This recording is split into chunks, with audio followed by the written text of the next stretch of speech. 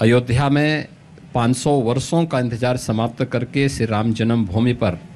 भगवान श्री रामलला का विराजमान होना और 12 वर्ष के अंतराल में आने वाले कुंभ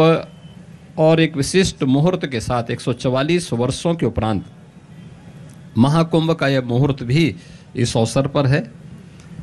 तो मुझे लगता है कि परमात्मा की कुछ विशेष कृपा है कि इस अवसर पर भी सेवा करने का अवसर मुझे प्राप्त हो रहा है। आपने अलग अलग हिस्सों में देश के अपने मंत्रियों को भी भेजा है कि जाओ निमंत्रण देकर आओ सबको महाकुंभ का। पूर्वोत्तर पहली बार ऐसा हो रहा है कि वहाँ के संतों को भी कहा गया है कि आप आइए महाकुंभ का आप हिस्सा बनिए। हाँ, इसमें ये बात सच है कि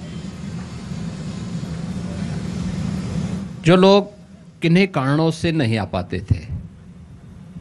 इसमें पूर्वोत्तर के राज्य भी हैं और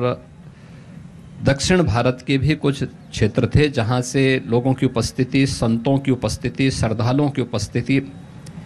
किन्हीं कारणों से नहीं हो पाता था। लेकिन आदरणीय प्रधानमंत्री जी की प्रेरणा से एक भारत है तो श्रेष्ठ भारत के दर्शन हमें किसी एक स्थल पर देखने को मिलेगा तो वह महाकुंभ प्रयागराज में होगा।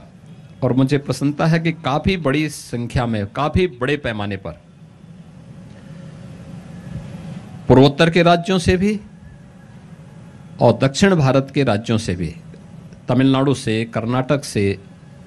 केरल से, आंध्र प्रदेश, तेलंगाना से, महाराष्ट्र के भी सुदूर क्षेत्रों से पूज्य संतों की भी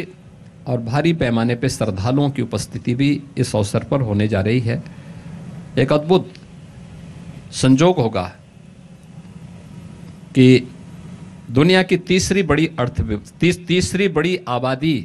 प्रयागराज में इन 45 दिनों के अंदर आकर के माँ गंगा, माँ यमुना और माँ सरस्वती के इस पावन त्रिवेणी में न केवल डुबकी लगाएगी बल्कि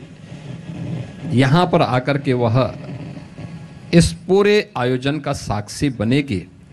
और एक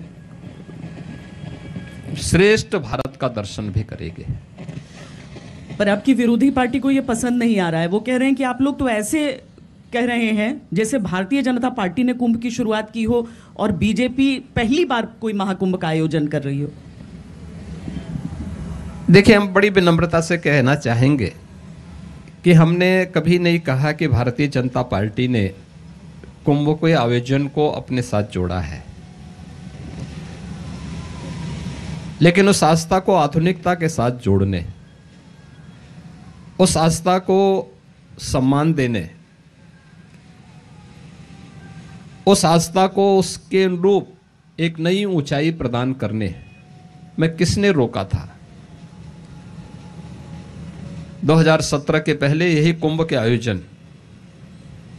गंदगी के पर्याय बनते थे, भगदड़ के पर्याय बनते थे, अव्यवस्था और अराजकता के प्रतीक बनते थे। यहाँ पे सुविधा नहीं मिलती थी, लोग परेशान होते थे, संत भी परेशान होता था, श्रद्धालु भी। 2013 में प्रयागराज महाकुंभ था और प्रयागराज कुंभ के अवसर पर उस समय क्या स्थिति थी। इसी त्रिवेणी पर